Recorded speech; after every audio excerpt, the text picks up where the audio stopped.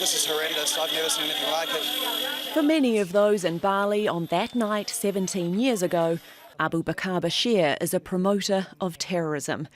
But for his lawyers and now the Indonesian government, he's an old man who suffered enough.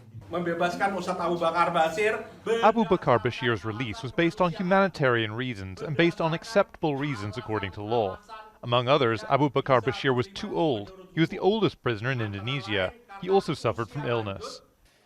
The bombs were planted in nightclubs. More than 200 people, mostly tourists, were killed in what became the most deadly attack of its kind on Indonesian soil. The 80-year-old has so far served 9 of a 15-year jail sentence for his links to camps where the bombers were trained. He had been ineligible for parole because he'd refused to renounce his beliefs. President JOKO WIDODO, though, gave in to those lobbying on Bashir's behalf and agreed to release him. One of the conditions for obtaining parole is being loyal to the philosophy of the state. If inmates don't want to sign the document, they cannot get release. In this case, the president used his authority to release Bashir. But some in Indonesia suspect the president has one eye on elections in April and is concerned about accusations he criminalises clerics.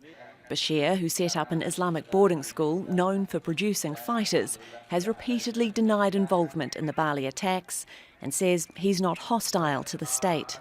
To have this country protected by God's rule so everyone is safe. That's the meaning of defending the state.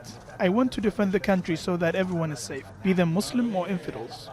88 of the 200 victims were Australians, and one survivor who lost his friends in the attack is disappointed.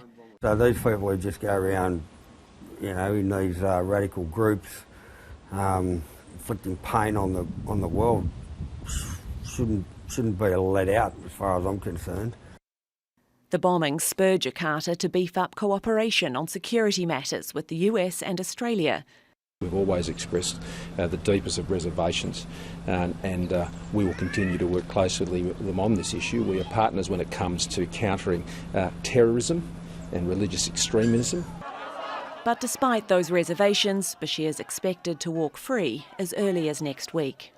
Alexi, Al Jazeera.